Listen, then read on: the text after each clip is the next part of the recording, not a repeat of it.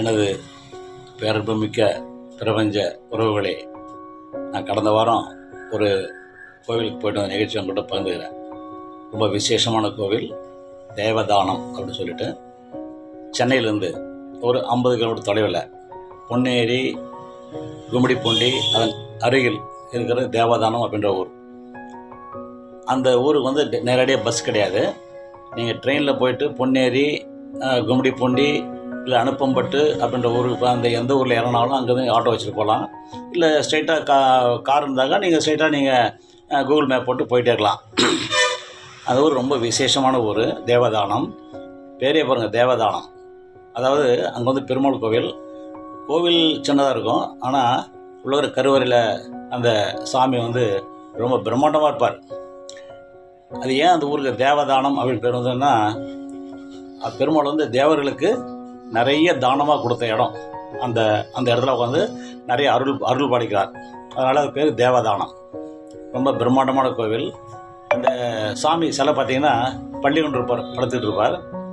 ரொம்ப விசேஷமான சிலை.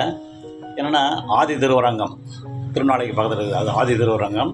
அப்புறம் ஸ்ரீரங்கம், அது மாதிரி பள்ளிக்கொண்ட பெருமாள் இவர் தான் உலகத்திலேயே பெரிய பிரம்மாண்டமான பெரிய முகம் உடைய சிலை இந்த பெருமாள் சிலை.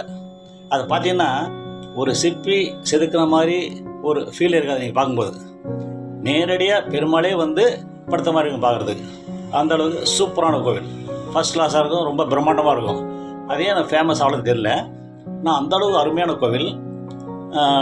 சின்ன கோவில் தான், ஆனால் ரொம்ப உள்ளே போனீங்கன்னா உங்களுக்கு ஒரு பெரிய ஒரு அமைதி கிடைக்கும். உங்களுக்கு ஒரு பெரிய ஒரு அருள் கிடைக்கிற மாதிரி உங்களுக்கு ஃபீல், நல்ல வைப் இருக்கும். இன்னொரு விஷயம் என்னன்னாக்கா, பெருமாள் கோவிலில் நீங்கள் போய் நேரடியாக கும்பிடும்போது பெருமாள் வந்து உங்களை பார்க்க மாட்டார்.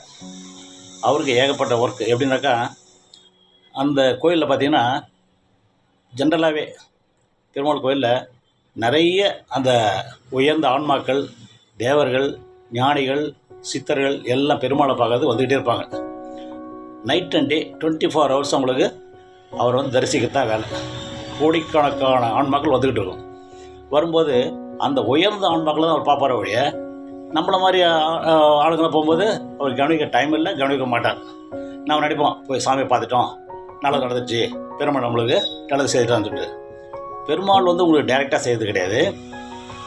நீங்கள் அந்த கோயிலில் போகும்போது அந்த ஆன்மாக்கள் வருது பாருங்கள், அது போட்டு போயிட்டே இருக்கும். அது வேறு டைமென்ஷன் இருக்கிறதால உங்கள் கண்ணுக்கு தெரிய போகிறது கிடையாது, உங்களுக்கு ஃபீலும் தெரியாது. ஆனால் ஒரு சிலது ஃபீல் தெரியும்.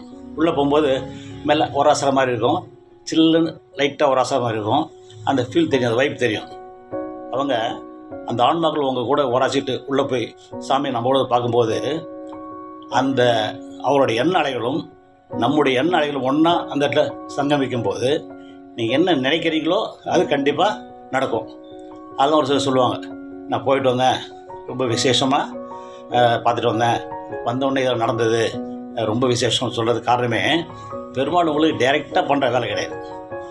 இது மாதிரி ஆன்மாக்கள் உங்கள் கூட உள்ள கோயிலுக்கு வரும்போது அவங்க உங்களை பார்ப்பாங்க. ஆனால் நீங்கள் அவங்கள பார்க்க முடியாது. உங்களுடைய எண்ண அலைகளும் உங்களுடைய வைப்ரேஷன், உணர்வு, அந்த உணர்வு தான் அவங்க கண்ணுக்கு, அந்த உணர்வு தான் தெரியும். உங்களுடைய உணர்வு அவங்களுடைய உணர்வு ஒன்றா இருக்கும்போது ஓகே இது தேவைப்படுது உங்களுக்கு, நீங்கள் கேட்க வேணாம், அவரே கொடுத்துட்டு போயிடுவார். அது மாதிரி ரொம்ப விசேஷமான பெருமாள் கோவில். அதெல்லாம் அடிக்கடி கோவிலுக்கு போகணும்னு சொல்கிறது காரணமே, நமக்கு இங்கே இருக்கும்போது நல்லது நடக்கணும், மேலே போகும்போது நல்லது நடக்கணும். பொருள் இல்லாருக்கு இவ்வுலகம் இல்லை, அருள் இல்லாருக்கு அவ்வுலகம் இல்லை, ரெண்டுமே நமக்கு வேணும். அதனால் இதுதான் விசேஷமான கோவில். போயிட்டு வாங்க, போயிட்டு உங்களுடைய வைப்ரேஷன் எப்படின்னு சொல்லிட்டு வந்து சொல்லுங்கள். சூப்பர் அருமையான கோவில். தேங்க்யூ.